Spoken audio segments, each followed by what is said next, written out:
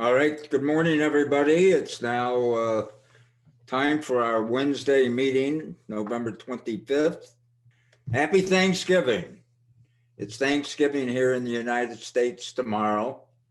And this is probably what most of your tables will look like with social distancing, mask, and limited numbers of people. This sort of says it all. But happy Thanksgiving to all of us and everybody out there. We welcome all of our members from all over the United States, all over the world, and Canada. Our meetings are every Wednesday until the end of June 2021. Members only can attend our Zoom meetings for security purposes. Our classes are rolling along with registration. If you haven't signed up for a class, please do. I think we're at about a 50% point at this time, 50% full. And also, if you buy 10 classes, you get the 10th class free. You only pay for 9. Critical news is to continue to hold off on installing Big Sur. We'll receive word from Dennis and Jeff at some point when they feel it's pretty much okay. Now, there will be some of us out there that feel knowledgeable enough that we have the guts to go ahead and install it. And we'll also keep you aware of what's going on. I did install it on one of my machines and I've had no issues so far. But don't take that, don't do it unless you feel extremely confident. And the only reason I did it on the one machine is it still has Apple Care and I still have a couple years left. So in case anything went wrong, I was okay. I want to make sure that everybody realizes that Eckert Gotti is our vice president and in charge of all of our Zoom meetings and so forth. And if you have any issues or anything you need to discuss as far as Zoom is concerned, you can contact him with his email address, which is right here. And everybody will have a video of this meeting within the next day or so. I just wanted to say, and I'm glad Mike's here. This morning, Mike went in and changed basically everybody in the group except some of the board members to a daily digest, 1 email per person you will receive in the morning. Is that correct, Mike? Yes, it is, George. Thank you. Okay. So everything should calm down. If you do want to go back and change that, let Mike know, or you can easily go back and change it to daily yourself. But we figured, not daily, but single emails. But we figured it seemed to be that we would be better off using the setting daily for 99% of our people. And therefore, you'd only receive 1 email a day, which would be a summary of all the others.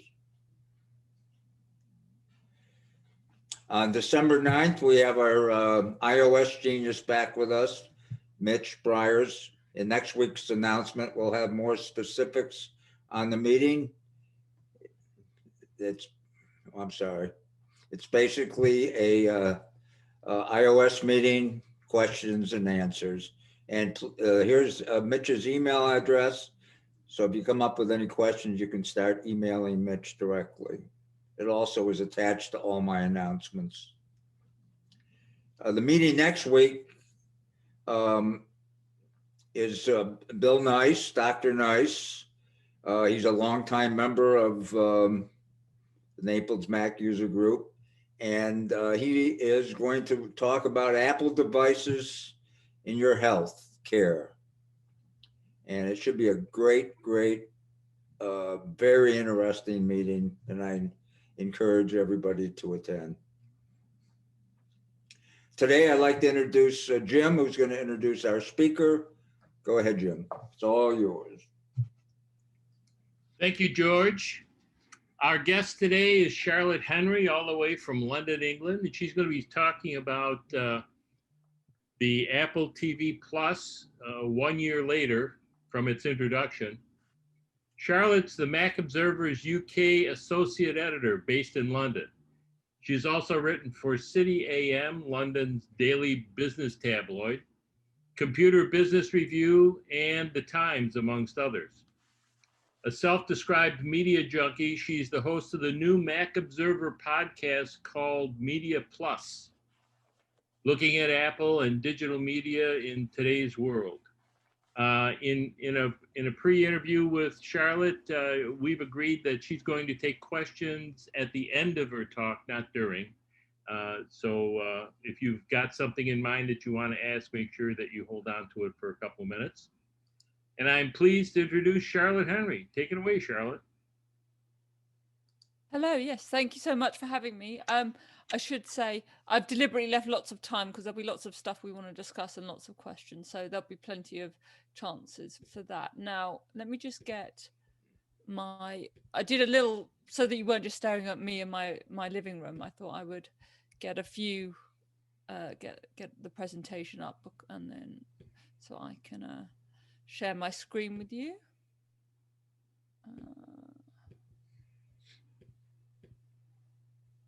So you should all be able to see that. Yep. Magic, isn't it lovely when the technology works? It's as I say, yes, it's good. It's good to see you all, and I very much appreciate you all hosting me. As Jim said, often what I do from here in the UK is cover Apple, not just as a tech company and the hardware and the software products, but as a media company, which is an increasingly important part of what Apple does. And we've got a new podcast at the Mac Observer to reflect that. The first episode came out yesterday. I'll be posting another one today. So you should be able to listen to that every Tuesday, and I hope you will join me. But because media is an important part of what Apple is doing, you've got podcasts, and we're led to believe Apple will start producing original podcasts. There's obviously News Plus, but the most obvious thing is Apple TV Plus, and we've had a year of that. It launched November last year, right at the start. And the main thing to note about it, particularly at the beginning, was that it was all exclusive and original content. It wasn't like Netflix, where they brought in shows from other places and then went on to originals. There was no back catalogue. And it was, of course, the same applies with Disney, which has its extensive back catalogue. On Apple TV Plus, it was all originals. It made all the programming itself and all the films itself. It's worth noting for people, particularly if you're maybe buying one of those lovely new M1 Max or something like that, or a new iPhone 12. It's free for a year with many new devices. That started from the beginning and that's continued. In fact, they've extended the free period as well up until February 2021. So if you bought a device in November 2019, you won't pay for the service for the first time until February 2021, which is quite significant in lots of ways, and maybe we can dig into that. And even if you were paying monthly, by the way, people have started getting vouchers back from Apple for the price of a month subscription to TV Plus for each of those months. If you are one of the people that is paying, it actually costs $4.99 a month, which is pretty cheap when compared to the obvious competitors.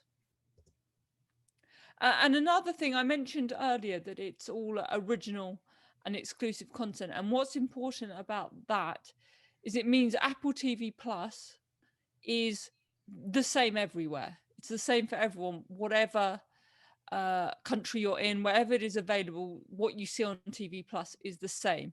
So I'm getting the same TV Plus here in the UK as you guys are getting in the United States. And particularly with Netflix, that is not the case.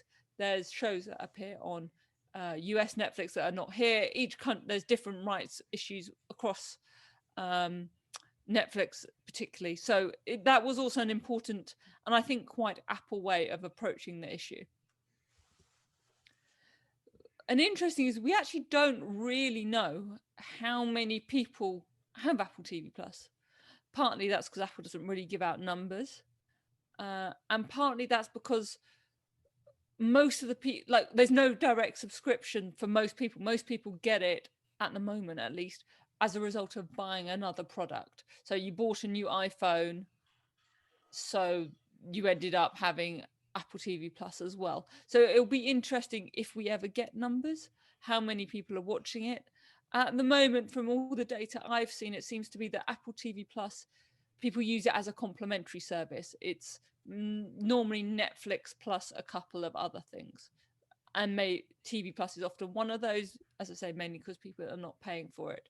So they might pick to have Netflix, Disney Plus, and Apple TV Plus, which they're not paying for example. I think that's quite a common setup. Obviously, in the US, you guys have things like HBO Max as well, which tempt some people in. There's lots of different ways to watch Apple TV Plus. The most obvious ones are on your Apple devices, on an iPhone, an iPad, any kind of Mac, Apple TV HD or 4K if you have one of those. My personal setup is I have a long cable that goes from my TV to my Mac Mini, and I plug that in. So, and just use it on the TV app. So there's lots of, it's very, very easy, obviously, if you've got an Apple device, but there are third-party devices as well. So various models of Samsung TVs, Roku boxes, Amazon Fire TV boxes, Vizio and Sony televisions as well. Loads of those different devices are now starting to have the Apple TV app and therefore Apple TV Plus built into them. It's also an interesting example, actually, of Apple kind of giving up control of its own ecosystem, which those of us who know about Apple will probably not be used to. We know that Apple rather likes to have control over its ecosystem and how people deal with its products. But in the case of TV Plus, in some ways, they're giving that up a little bit. You can also, if any of you, if we have any gamers here, PlayStation 4 and 5, which is the new one, the Xbox One, the Xbox One Series X and Series S, they all have Apple TV now built into it. All those latest games consoles basically will let you watch that as well. So for lots of people, that's their access point to TV Plus. And when you're there, what do you get to see? Well, there's loads of different things. Some of you will heard of some of these. The big one was the morning show, and I'll discuss that a little bit more a bit later on. But it was one of the big headline shows when the service first arrived. There's For All Mankind, which is set around the Cold War and the space race. It's fictional in that. I'll say this delicately in front of this audience. The Americans lost the space race in For All Mankind, and it shows how things might have gone. And it's silly science fiction, but it was very popular and has been quite a big hit on there. And it shows an alternative look at the Cold War and the space race. Defending Jacob has been another big breakout here. It's based on the book of the same name. I think it's got Chris Evans in it, who others might know from Captain America. So one thing you'll notice consistently as we go through these things is Apple has been able to attract some quite big stars to all its shows, and we can discuss why that might be a bit later. Spoiler alert: money. There's also been most recently Ted Lasso, which some of you may remember as an advert from NBC Sports. He was a character when NBC Sports first got Premier League football, Premier League soccer, a few years ago now. It might have been as far back as 2013 or something.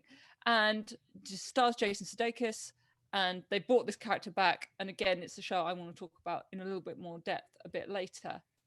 Another, as well as the kind of comedies and straight up big glossy HBO-like, if you like, dramas, Apple's gone quite big on documentaries. One of those is called Tiny World. It's about the smallest creatures in nature. And they, of course, decided the only person to narrate this was Ant-Man, Paul Rudd. And so a lot of these documentaries, there's a few very amazing nature documentaries on there. And they're all, the emphasis on all of these shows is on quality, amazing camera technology that's interesting in and of itself. So there's a subset of shows like that as well. They also do quite a few music documentaries. One of the most notable ones, for me anyway, is they did a recent one called based on Bruce Springsteen and the E Street Band, recording them putting together their latest album. It was the first time Bruce Springsteen and the E Street Band had been recording an album live in a studio together, I think since Born to Run. And so there's a whole documentary to that. And another interesting element of this is how Apple uses Apple TV Plus shows as a way of kind of cross-pollinating the other bits of media it does. So obviously there's a new Bruce Springsteen album, they do a TV show, it goes on Apple Music. They also can do interviews with him on Apple Music, the radio station. So there's a few different elements of which Apple TV Plus is becoming quite a big part. As I said, they've got big names and they don't get much bigger than Oprah. Oprah Winfrey has her own talk show. She's done some other stuff as well. The most recent guest on the Oprah Conversation is President Barack Obama. So there's been no problem pulling in the big names on some of these shows. And there's, as well as not original shows, Apple is, particularly at the moment, given cinemas are mostly closed, is starting to bring in films, even ones that it didn't originally plan to. So Greyhound, which is a Tom Hanks World War II movie, aired on Apple TV Plus. It premiered on Apple TV Plus. That wasn't the idea. I actually had quite a funny experience where I wrote about some comments Tom Hanks had made on, I think, US late night television, where he was a little bit disparaging about being on a streaming service and Apple. And then I wrote this story and suddenly there was a quote arrived in my inbox assuring me that Mr. Hanks was very, very pleased to be on Apple TV Plus and thinks streaming is great. And he very publicly it was a remark he'd made in public, and he obviously very quickly decided not to, to know where his bread was buttered, as we'd say in the UK. He tried to keep everyone happy with that. But it's an interesting dynamic that with cinemas shut, the streaming services are getting these films, and Greyhound is a very good example of that. The other thing that is really noticeable about Apple TV Plus is that they're going really big on kids TV. They don't want it just to be a place where we watch big documentaries or, really highbrow drama. They want it to be a kind of family service. So there's lots of different things. One of those is called Helpsters, which is, they're kind of like, I think it's from the people that made Sesame Street, and they're very Muppet-like characters. And it's exactly the same kind of setup as you might imagine from the makers of Sesame Street, but it seems to have done quite well. They, again, really big guests come onto that show, as they did in Sesame Street. There's other things as well, things like they've got Snoopy in space. They have the rights to Peanuts as a whole, and so there's like a new Snoopy show on there. And there's another thing called Doug's Unplugged, which is a kind of animation for kids where a robot learns all about the human world. So you can start to see that there's some quite clear categories which Apple has decided it's going to very plant its flag into. As I say, not all of it is original. That's slightly changed from the beginning. So we have things like they bought the rights to Peanuts, which included the Charlie Brown holiday specials, including a Charlie Brown's Thanksgiving, which I'm sure you'll all be settling down to later. This actually became quite controversial, and because everyone got very upset it wasn't going to be on US public television for the first time in however many decades. And so Apple is sharing nicely and playing nicely this Thanksgiving, and you can watch the Charlie Brown specials on PBS as well. But there's other things. So there's perhaps through the connection with Sesame Street, there's episodes of Fraggle Rock on there, and a new version of Fraggle Rock is also on TV Plus. Now, if I indulge me, these are some of my particular favourite shows, but there's a lot of different variety. So I mentioned earlier the morning show. It was one of the big headline shows when Apple TV Plus first arrived. It stars Jennifer Aniston, Reese Witherspoon, and Steve Carell, amongst some other big names. It's the one that seems to have won the most awards at various ceremonies for Apple. It's set, no surprise, on a classic American morning television show set. And the most important thing is that it deals with the Me Too movement and looks at how that was dealt with. Steve Carell is very unsubtly basically based on Matt Lauer and all the issues around that. And so that's how the show, the first series of the show, has developed.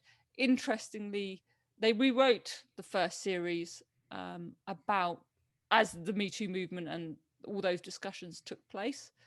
They apparently, because filming was delayed because of the COVID pandemic, they're apparently rewriting the morning show to incorporate that. So they're trying to keep quite keen with this newsy focused show to keep that up to date as well, which I think adds an interesting dynamic of, you know, you're watching fiction about kind of real life things that we've seen on the news. And it ended all quite dramatically. It's one of my favorite things that has been on TV Plus. And I did a show by show breakdown, which you can read on the Mac Observer as well. As I say, it was one of the first big names when they did an event, Apple originally announcing this, in which they had loads of different stars line up and explain what they were going to do on TV Plus. And one of the big moments was when there was Jennifer Aniston, Reese Witherspoon, and Steve Carell all on stage. And another favorite is Ted Lasso, which has been a bit of a surprise hit. As I said, it came from an old NBC Premier League soccer advert. It was written by Bill Lawrence, who you may have seen other shows he's written, which is like Scrubs and Cougar Town. I had the pleasure of interviewing him actually probably a couple of months ago, although I've slightly lost all track of time. But he was great. He'd obviously really enjoyed doing it. He hinted at me there was going to be more series of the show to come, and so it has been. They have confirmed series, not just series 2, but series 3 of this. It stars Jason Sudeikis, who played the character originally in those adverts. He is an American football coach, and he comes to the UK to coach a Premier League soccer team. It's called Richmond AFC. They don't exist, but we can sort of guess who they might be based on. And it's an interesting one because everyone was a bit like, how is this going to work? Like, it was an advert. It's a silly character. How is this going to be a multi-part series? But it's been a huge breakout hit. I think part of that is because people are at home and there's lots of TV to watch and people want something nice and happy to watch. Part is it's just really heartwarming and nice, and it's kind of all clicked together at the right moment. And as I say, it's been so successful, it was being renewed, not just for 1 season, but 2 more seasons. And there's a couple of other things, actually, I'll go back, because there's a couple of other shows that have proved really popular. Some of my Mac Observer colleagues, for example, are really keen on Dickinson, which is another drama series, quite quirky, based on the life of the poet Emily Dickinson. It's very cleverly done. It's, as I say, it's a bit quirky. You wouldn't think it would be something you would want to particularly settle down to, but it's really nicely done. Another thing I've really enjoyed is the documentary Home, which each episode looks at one different amazingly designed home or lifestyle kind of. So the first episode is an amazing eco home, I think, in Sweden. The other one looks at a renovated neighborhood in Chicago and how one guy did that. It's also this is very Apple as well, because it's all beautifully shot. The aesthetics are beautiful. It's very Apple is how I would describe it, but I really enjoyed it. And lots of the stuff's on the way. So season 2 of lots of those popular shows are going to be with us probably in either December or the new year. So we've got things like the second series of For All Mankind will be on the way. I mentioned Ted Lasso. There's going to be another series of Dickinson. When they can film the morning show, that's going to be returning. So there's a load of other things. And there's new kids programming, things like there's a program called Stillwater, which is based on some books by Scholastic, apparently. That's on its way. December the 4th is actually going to be quite a big date on TV Plus, because there's going to be a load of new stuff that arrives then. There's a film based around Tetris, as in the game, and how that came to be, which looks to be quite fun. I mentioned Stillwater. And this is the most important one to me. There's going to be, on December the 4th, a Mariah Carey Christmas special, because who else do you need at Christmas but Mariah Carey? She's got it's like classic Christmas variety stuff. There's loads of big music guests. It all looks a bit silly. It seems quite fun. And again, it's a good example of Apple kind of making the whole thing multimedia and multi-platform, because obviously they're going to release the soundtrack to this. I think they get first dibs on the single. There's a whole, they're making it a whole multi-part experience, which is quite fun. Really significant news, and this is actually what the first episode of the new podcast is about mostly, is Apple TV are the people that have lured Jon Stewart back onto television. Obviously, he did the Daily Show for years, and he's going to present a very, like a newsy, timely, weekly, I believe, show and also podcast, which is quite interesting. And it says quite a lot, I thought, about how TV Plus has evolved, that someone like Jon Stewart, who might have been like, what is this thing? No one's watching it. It's just Apple playing around with TV, has decided to come back on TV Plus. As I say, I'm sure the money Apple can offer as a over $2 trillion company probably helps convince some of these big names to take part. But it's going to be a big deal. It'll be very interesting to see Apple do more newsy stuff. I think it's quite brave. So it'll be interesting to see how that develops and comes about. When Jim and I were discussing this, we were saying, oh yeah, you can pay the $4.99, but also there are different bundles. And I think it's worth spending a moment just breaking down the different bundles, because Apple TV Plus is a very big part of all of those. So the individual bundles you can see is $14.95 a month, which Apple says saves you, if you were paying for all the services separately, it saves you about $6 a month. So for that, you get Apple Music, Arcade, and 50 gigabytes of iCloud storage, as well as TV Plus. The family, you get basically the same, but you can share it with 5 other people. You can get 200 gigabytes of iCloud storage, and that's $19.95 a month. And there's a Premier package, which is Apple Music, TV Plus, Arcade. You get 2 terabytes of iCloud storage with that. Then you get News Plus, and when Fitness Plus eventually launches, that will be part of it as well. Which, if you can see on the screen, it says save you $25 a month if you were paying for all that stuff outright. So it's quite a compelling offer if you're interested in those services. But what's interesting is TV Plus is part of all of them. It's a key part of all of them. Apple seems to be at the moment just determined to get eyeballs to TV Plus. That seems to be a key part of what the strategy is all about. There's a third-party bundle as well. There's a TV Plus tie-up with CBS All Access and Showtime. I think you can get all 3 for $9.99. Obviously, you guys will have more knowledge of this than me, because most of you are in the US, but that's a pretty good deal. It's basically buy 2, get 1 for free, from what I could work out on the pricings. Now, of course, a year in, one of the big questions is, has Apple TV Plus been a success? It was interesting that right at the start, I thought there was quite a lot of sneering by kind of classic TV pundits. People didn't really get what the tech company was doing television. We didn't really get that. And then the original reviews of lots of the shows, when people saw previews of them, were not very good at all. There was a bit of a weird context in which there were kind of stories about Tim Cook and other Apple execs maybe trying to dumb down some of the shows. One of the stories was that, Tim Cook had passed some director a note asking characters to be nicer on the shows and things like that. So there was a lot of, it wasn't exactly like people were convinced it was all going to be amazing when it first came out, before we kind of general public got to see it. But a few breakout shows, I think, have really won viewers over. I think I've mentioned The Morning Show was a very big success. I think quite a few people liked For All Mankind.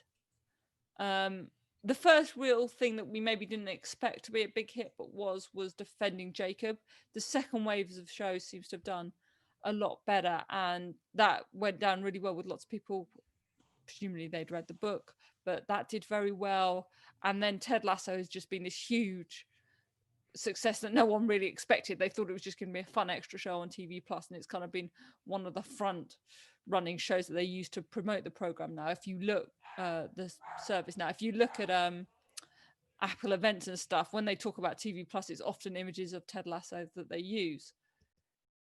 But we still don't really know how many people are using it. You can maybe guess based on how many people buy new iPhones or Macs. You can, analysis companies and so on do try and take a punt at it, but we don't really know. And Apple, as it does with lots of different parts of its services, and so, isn't that keen to break it down for us. And I suspect almost nobody at the moment is paying for it, which is interesting. When TV Plus started, one of the criticisms was there wasn't that much content. So it didn't do the Netflix thing of just buying loads of stuff, even if it was rubbish. Because it really went for quality, not quantity. And it also it wasn't Disney Plus, basically. Both those services launched at exactly basically the same time. And obviously, if you're Disney, you have a load of really popular content that you can go for straight away. You have Disney films and all of that encompasses. You've got Marvel, all the comic book films. You've got Star Wars.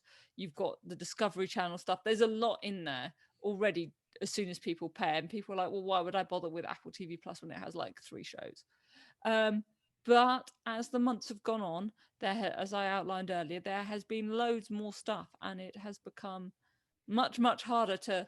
The joke is I've completed Netflix, and you used to be able to say you could, in theory, quite easily watch the whole of Apple TV Plus, and that's now a lot harder, and we'll be getting so as more of these shows come through and more of the big deals. It's signed with people like Martin Scorsese, Idris Elba, Leonardo DiCaprio, huge names in TV and film are working on things for Apple TV Plus, and that I think means there's going to be quite a good roster of content in the coming months and years.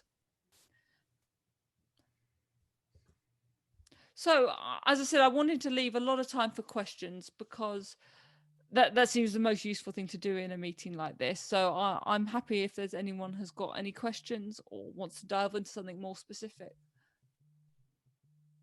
I have a question. Is there any information out there about whether or not Apple TV Plus is making money?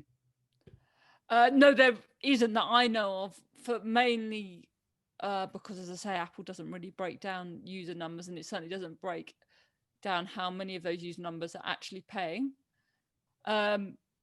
It's what Apple is spending an awful amount on the content. It's paying a lot less, orders of magnitude less, or certainly was at the beginning, compared to the likes of Netflix.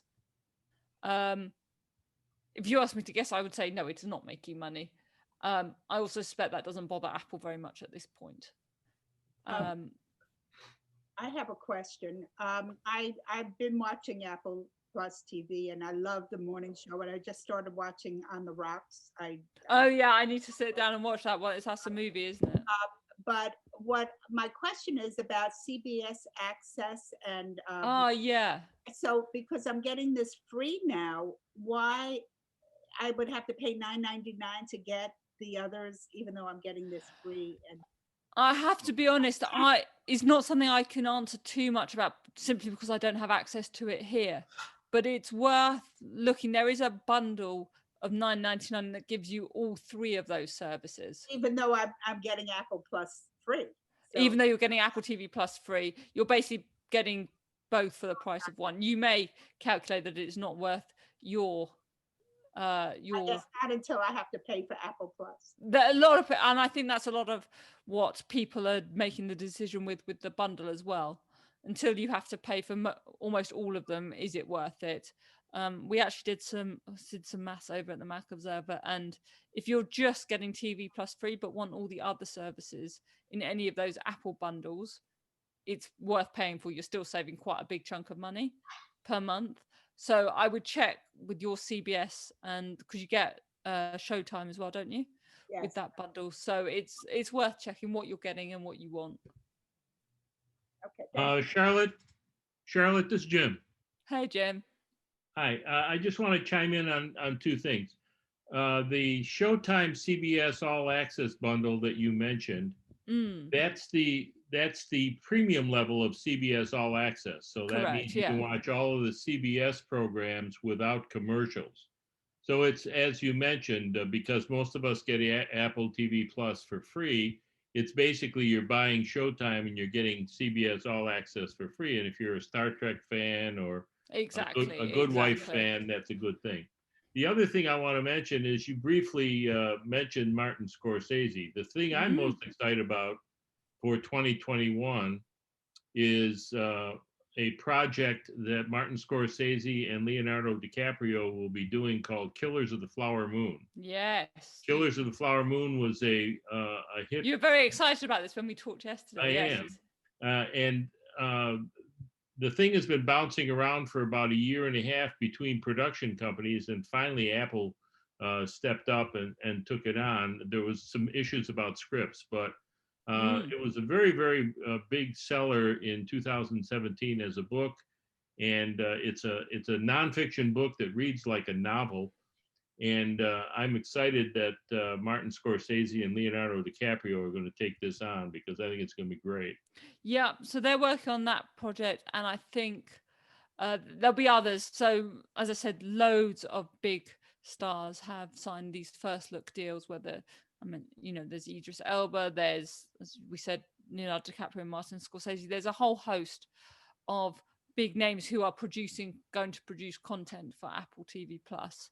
The example you give, Killers of the Flower Moon, is an interesting one because it's a bit like The Irishman, which was on Netflix. Basically, everyone ran out of money.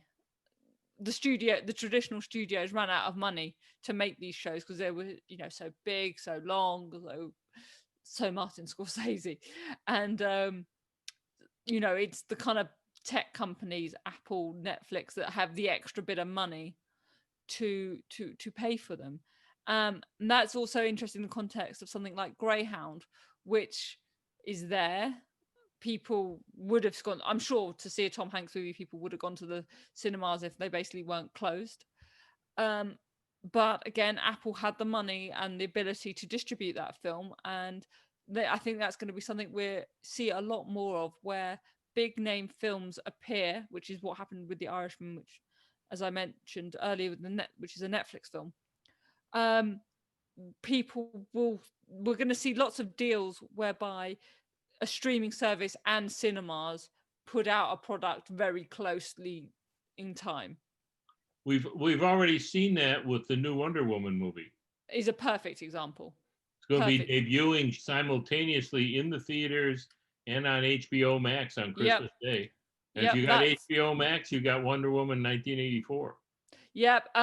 Disney Plus did it with Mulan, but they made you pay a bit extra for it, and for the first month for really early access. So yeah, there's going to be lots and lots of examples of that, and I suspect Apple will be, particularly because of how well Greyhound did, will be quite a big part of that mix, I would imagine. They don't. They would not be doing what Disney did with Mulan, though, because there was like $40 to watch a movie. No, I don't think Apple will ever charge you extra. I can't imagine. I mean, they might announce something and prove me completely wrong, but they certainly didn't do that. For example, with Greyhound, that was just part of your Apple TV Plus subscription. And again, I think it's a lot about wanting to just get eyeballs. Apple has the financial means to draw in to pay for this stuff, right? It doesn't, the amount it costs for a movie isn't particularly a huge issue for Apple when it's going to sell 1 billion iPhones or something. It can do that. I'm being slightly facetious because obviously there's all different costs and whatever associated with running a company like Apple. But the point is, Apple has the cash to spend on things like a big name movie, because ultimately the most important thing is getting people into TV Plus and making them see it has value, and eventually people will have to pay for it, whether through a bundle, the Apple One bundles, or just Oh, on right. its own. It's like the Netflix cut out the ads, or the Hulu cut out the ads. Yeah, or Spotify. And- Of course, Apple TV Plus has never had ads. Right. The only adverts you see are for like there are preview ads for other shows on TV Plus, but there's no like because Peacock, which is a new one you guys have in the US from NBC, has various tiers, and the cheaper ones have adverts in them, don't they? Mhm. But that's never been a thing with Apple TV Plus, not least because it's actually pretty cheap anyway. Do you know how they pick the projects? No, that's a really interesting question.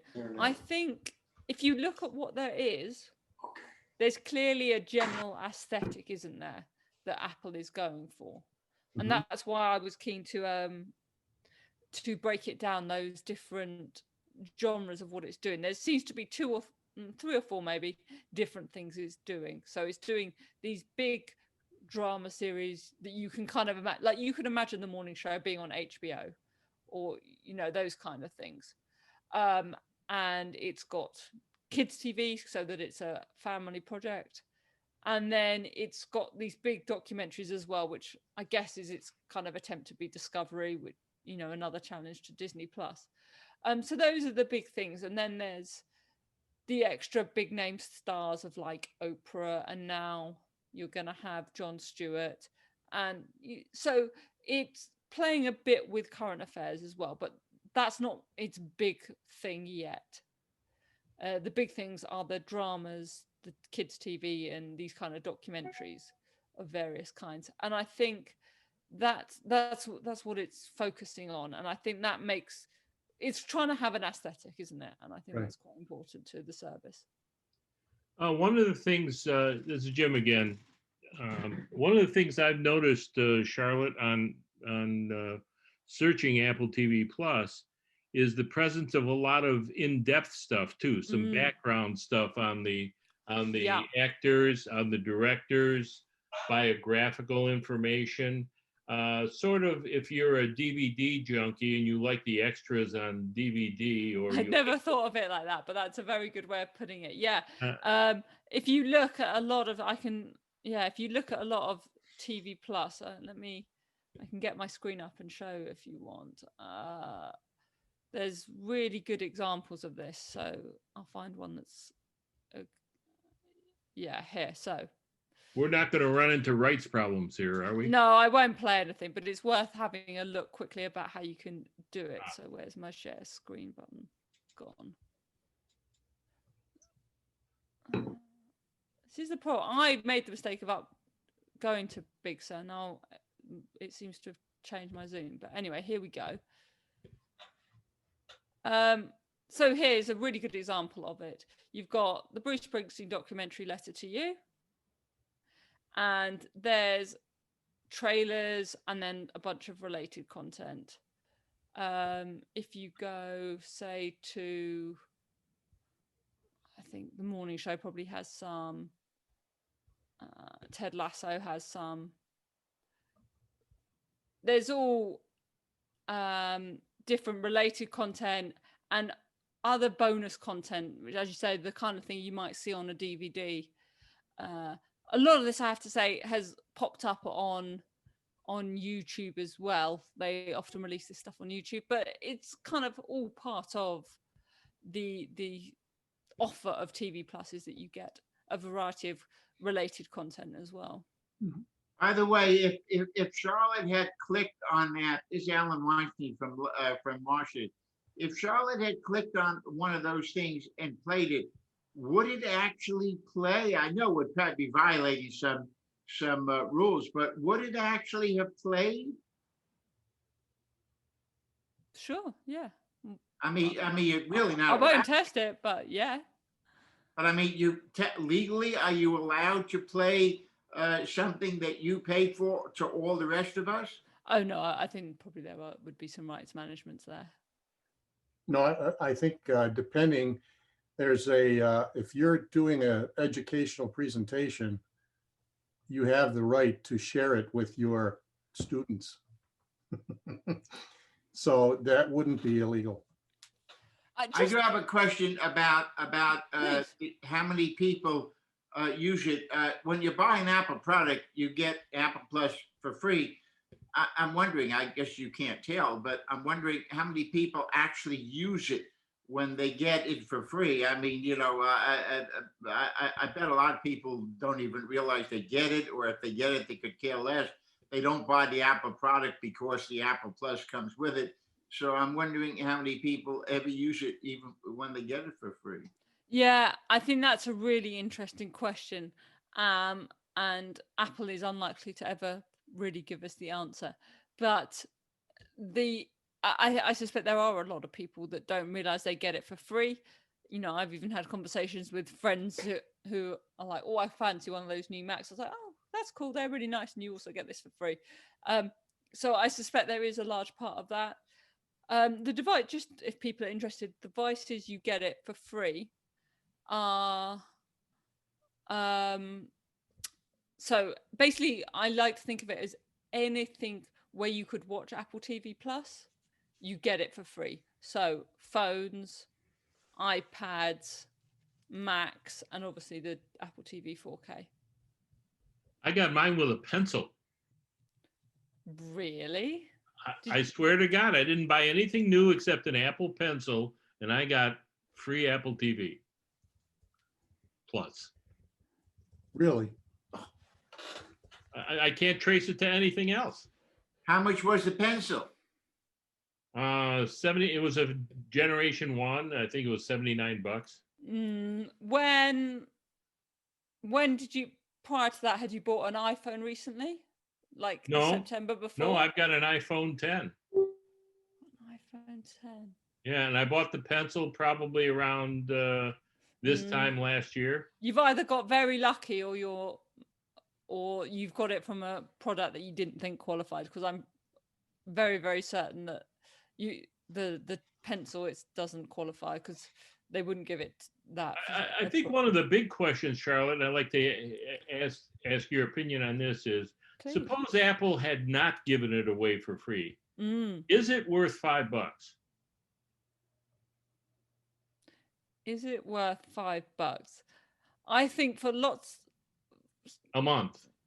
For $5 a month, I probably would pay it, not just because I kind of need it for work, but there's enough stuff on there now that's worth it. Maybe 6 months ago, I would have gone, oh, I'll watch the morning show in the free trial and then I don't really care. Now I think there is enough substance there that is worth it. I agree. I'm a member of the iUp program. Right. You know what that is? The new phone every year. It's yeah. Do they give it free? Is it considered you're buying a product? Does it come off? Like, could I have 5 years of free Apple TV? I think they're going to end the program at some point. Okay. I think they extended it to February because so much of what was being filmed has been delayed. Because you can't continue filming at the moment, or they certainly couldn't for a number of months. Some of the shows have restarted, some have restarted, as it is. So yes, I think the program is going to come to the end is the short answer to it. Okay. I think you can get multiple free years on an Apple ID. We've been trying to dig this out, actually. If you have one Apple ID and you keep buying new devices, I think you possibly keep qualifying for a free year. But I do think that program will, at some point in the not too distant future, could even be as early as February when this free extension ends, come to an end. Charlotte, we have a question from Michael Schleider. Michael, can you unmute yourself and ask your question? Yeah, I have the Apple TV 4 Plus that's connected to my TV. The 4K one, yeah. 4K, yeah. And I've noticed that if I use one of the apps, let's say like on the Prime app and others, and like if I had an LG TV with the app, the Yeah. quality is not the same, and neither is the way the content is displayed. Do you find that to be the case? So I don't use a Apple TV 4K. I literally just use my Mac to watch Apple TV Plus. I think Apple will try and have as much uniformity across how its content is displayed as possible. Do you find that the quality on the 4K box is better? Yeah, the 4K boxes are much better than are the Mm. apps. And there seems to be some limitations as to the material that you can get on the 4K box itself versus the app. Yeah, as I say, I don't personally have one, but I can. All the Apple TV Plus content is 4K. Obviously, it's going to be designed to be presented in that way. I guess it also will depend on, your internet connection on the various devices, all those kind of things. But yeah, as I say, all the content is 4K on Apple TV Plus. So it may also depend on the content you're actually watching, if that's also designed in 4K. I'm assuming you're using a 4K television. Specifically, I'll give you one example. So I use a Lightroom mobile app that I can download to my Apple 4K box. It's not available on the TV app. Sure. No. I have a thing. I've got an older Samsung TV, and that doesn't have the TV app. So yeah, there will be difference because it's up to the TV makers what apps they want available. It's up to Apple what apps it wants available on the TV 4K, for example. So yeah, there will be differentiation, I'm sure. Thank you. I'm interested though that you find the quality of the TV 4K better. It'll be interesting to know what bit of the system is making that better. Is it the fact that you're watching 4K content on one, not the other? Is it where the connection is? That'll be interesting to know. I don't know if certain apps cap things, particularly in the US. Well, a primary difference is if I have my own external amplifier and I'm using the 4K TV, the audio is much better played through my amplifier than it would be through one of the other devices. Yeah, so Apple TV content has Dolby Vision and Dolby Atmos sound. And I wonder if a TV with an app is offering that same quality of sound. So that also it's not. Makes sense. No, it can't. Yeah, exactly. So there you go. One issue that does come up with Apple TV is some of the apps. Apple just made a new TV OS. It did, yeah. It's updated tvOS. And some of the apps are behaving really erratically. HBO, oh, really? etc. I guess until the next upgrade or whatever they have to do with the app. Yeah. But do they upgrade the apps too? Because like it's in the App Store theoretically. Sure. HBO Plus and all those. Does the upgrades go to the apps themselves? Is Apple doing it, or is HBO supposed to do it? That will be incumbent on the developer in almost. The developer, correct? Yeah. So I just have to wait. So it'll be incumbent on an HBO or whoever builds their app or whatever to.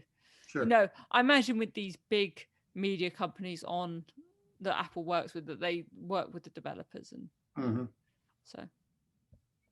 Thank you. Okay. Any other questions? Jim. I have Yeah, a question from Yes, I have a question. go ahead. When you subscribe to the family plan or the preferred plan, and you get this 1 terabyte of backup that is shared by 5 people, how do you know how that is managed? Is it divided among the people? You're talking about in the Apple One bundles? Yes. So I'm that is as I understand it, is a collective 200 gigabytes that's shared across between the 5 people. So 5 people can upload it to one iCloud. So 5 people between them have. There is no allocation. I mean. Yeah, exactly. Yeah. It's not like you get 100 and I get 50 or yeah, it's just there is a block of 200 gigabytes that account is entitled to. Which everyone would have access to? Correct. Because it's Okay. family sharing. Yeah. But and I think like in Netflix and stuff, you can set up TV Plus view. You know, you can have different profiles and stuff as well. I think they're going to find a way to make family sharing, you know, make it come. You know, people I don't think people will always be able to see what you've watched on the TV and stuff. I actually haven't done family sharing because it's just me. I don't need it, and the tier I'm most interested in is the Premier tier, but that was mainly because I already pay for News Plus. I imagine that the one that's going to be most popular is the one you're talking about, the family sharing, because even if people don't want to share the account, the extra bit of memory in iCloud is probably worth it for a lot of people. I'm a little confused about this News Plus. On my phone, I get all kinds of Apple News, just comes, you know, sporadically. I mean, do I have News Plus, or is that news without the plus? So what is the difference between what I get on my phone now? So News Plus you have to pay for. It's $9.99 a month, and you get access to various magazines and newspapers as well, as if you were subscribing to that, almost as if you were subscribing to that app, but you just get it through Apple News. So what I'm getting on my phone is not everybody else's feed, just their feed. Whereas if I did the News Plus, I get all kinds of other magazines and maybe other. Yeah. So news. I mean, I subscribe to News Plus. There's all sorts of things. There's different Mac magazines that are there. There's, I think they have there's all sorts of things. What have I subscribed to on here? I can have a look. There's, you know, Bloomberg, Business Week. There's a whole manner of quite big name magazines. But not New York Times or Washington Post. No, New York Times is a very interesting. New York Times refuses to have anything to do with Apple News. It's removed all its content from Apple News. Jim, I have a question. Go ahead. This is Scott. This is a question not related to our topic today, but Sheeta posted a question on the chat pane to Frank. And Frank, it's about that cool Apple logo GIF, it looks like, in the background. Could you please tell us how you got that? You have to unmute yourself. Yeah, I was intrigued. I thought you were asking me. I was like, this is my home. This is just my... No, what I did was I took the Apple screensaver, which is called Brooklyn,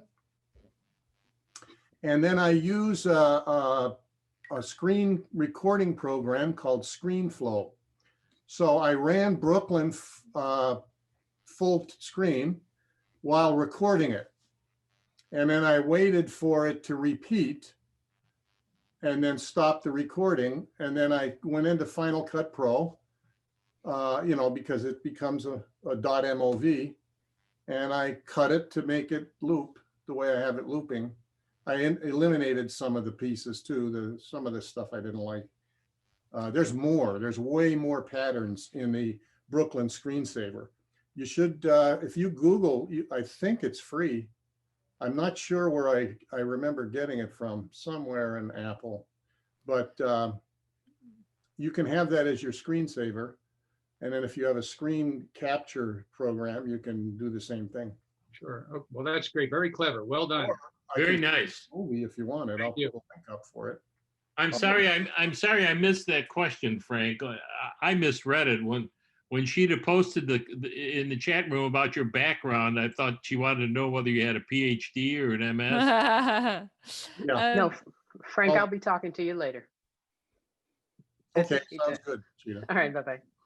One thing I'm interested in is how many people here actually subscribe to Apple TV Plus, where they're paying on, presumably not, and how many people actually watch it regularly. Well, I get it because I buy new phones every year, and I assume since I bought a new phone this year, that I'll get another year's extension. But quite honestly, I don't watch much of their programming, and I'm not in love with a lot of the things that other people like. Would you pay for it? Probably not. Interesting. Well, I do. I'm more of a movie Netflix type of guy, and I mean, the Charlotte, morning- he's kind of the a morning strange show, those person. types of things don't appeal to me, Interesting. but that's me. Sure. And there's only one of Mitch. That's right. I think maybe a better question is how many people, I mean, does anybody use it? I mean, I'm wondering, we got about a dozen or maybe 20 or 30 people on. 50. Anybody use it? I use it. Yes, I use it. Yep. I use Uh, it. I am a voracious reader, and I found that I just can't get enough of reading via this app. How do you mean? I'm sorry? How do you mean? Well, I'm an architect by trade, so I read the magazines that Oh, you're talking about are News available. Plus. Yeah, Architectural Digest, and just reading. Period. There are things that I could not get on the basic Apple News platform, Sure. but the Apple Plus gives me access to things that I would not otherwise be able to see. So I Yeah, love I it. mean, so it sounds like you're the type of person that would benefit from the Premier bundle if you're interested in the TV as well, Yes. which is sort of, I was interested also in people who are regularly watching TV Plus and using that content. Mm-hmm. Yeah, I use the Apple Plus for the Premier magazines and everything. I use Sure. that quite a bit. I just don't watch the TV Interesting. stuff. Interesting. Charlotte, one of the things that none of us has mentioned is that in the bundle is arcade. I'm assuming that's a gamer. Yeah, it's Gamer. original games that So Apple we has. might not be the right demographic for that particular aspect of the bundles. So yeah, I've only ever used Apple Arcade when it's free, basically.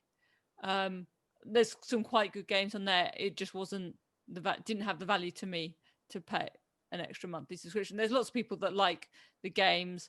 I think there were some issues with it, and they're trying to revamp Arcade.